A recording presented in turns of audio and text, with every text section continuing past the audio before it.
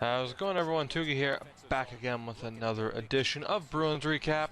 And to put it straight, the Bruins lose 5-4 in overtime to the Philadelphia Flyers. Now, for the first two periods of recap, I'm going to try and be really upbeat, and then third period, I'm just going to go into cruise control and just really phone in the rest of this episode. In true Bruins fashion, I mean, why not? I mean, I love this team, so I'm going to emulate them to the best of my ability.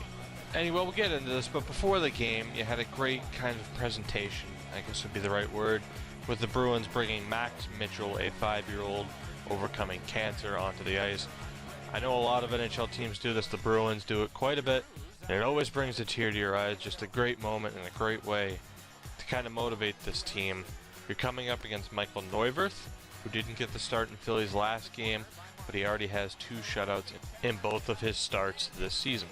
First period starts really with back and forth action, Philly getting the slight edge until Pierre-Edouard Bellemare gets in front, gets a shot, gets his own rebound, and scores to take the 1-0 lead.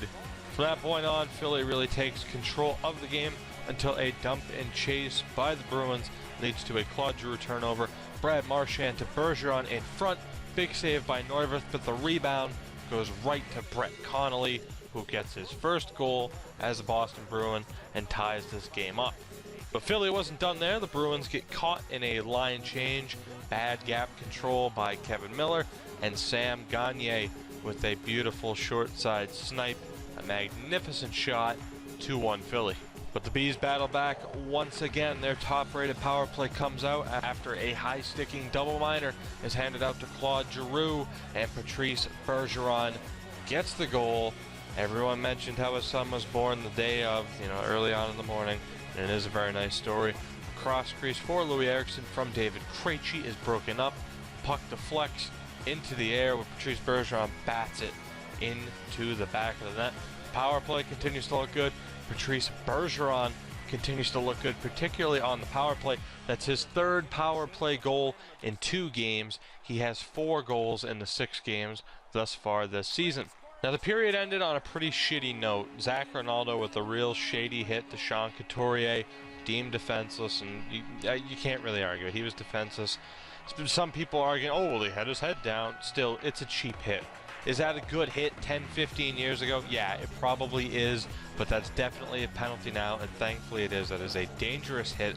The suspension is more than likely coming. He got 4 games last year, I believe, or a couple years ago, for a check that I had on Chad Ruedel of Buffalo.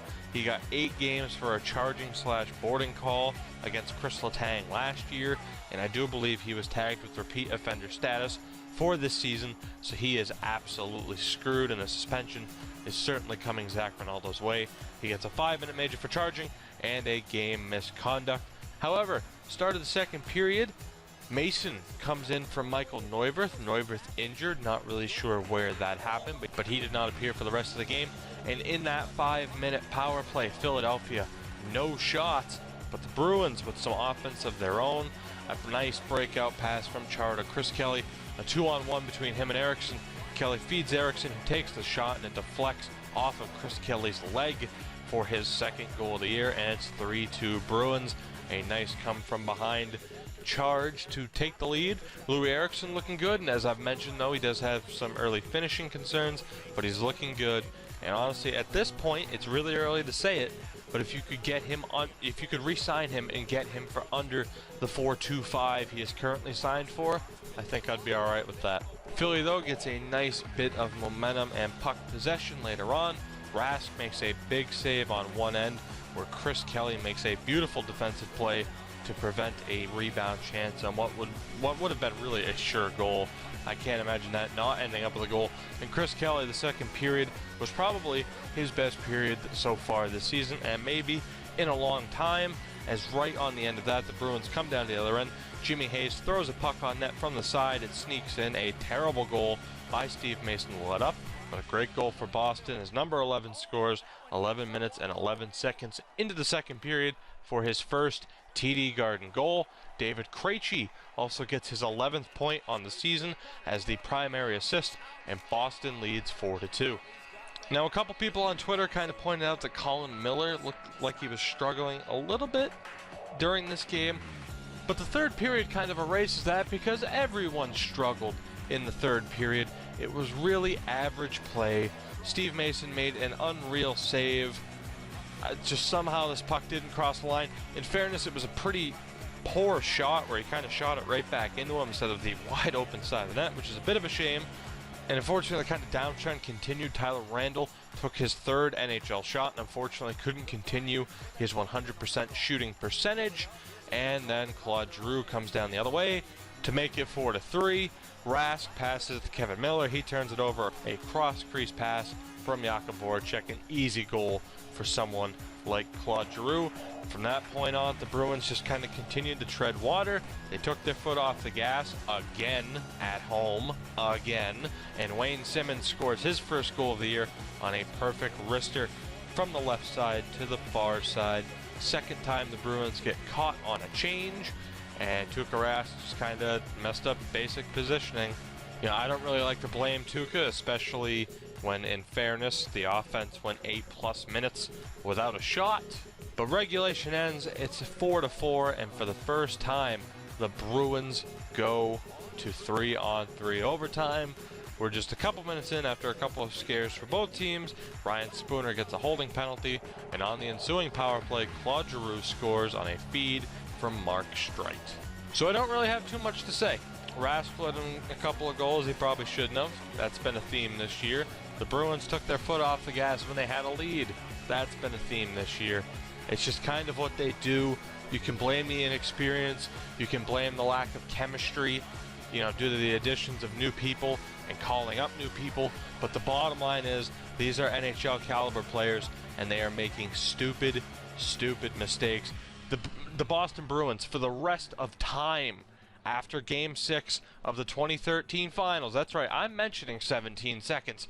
After that happened, this team should never let their foot off the gas again. I don't care if it's a fucking preseason game, particularly as long as Claude Julien and that management and that coaching staff is still there. Maybe they should watch that game footage just to remind themselves of how bad that fucking hurt.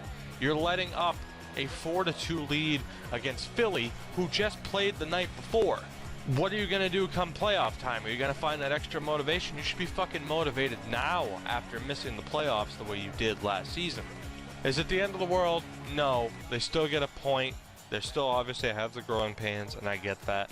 But it is very frustrating for a team with their history to let their foot off the gas in a game like this. There's no excuse for it, and if honestly the players on the ice don't want it, call up a couple more guys from Providence. I know quite a few guys who will probably give effort for a full 60, unlike most of the players on this team, at least in that third period. So anyways, guys, that is it for now. Let me know down in the comments below what you thought of the game, and let me know what you think of the Bruins season thus far. Leave a like if you've enjoyed this video, subscribe if you feel so inclined, share this video with your friends as well. Help me get the word out there. It means so much, and I would really appreciate it. And I will catch you guys next time.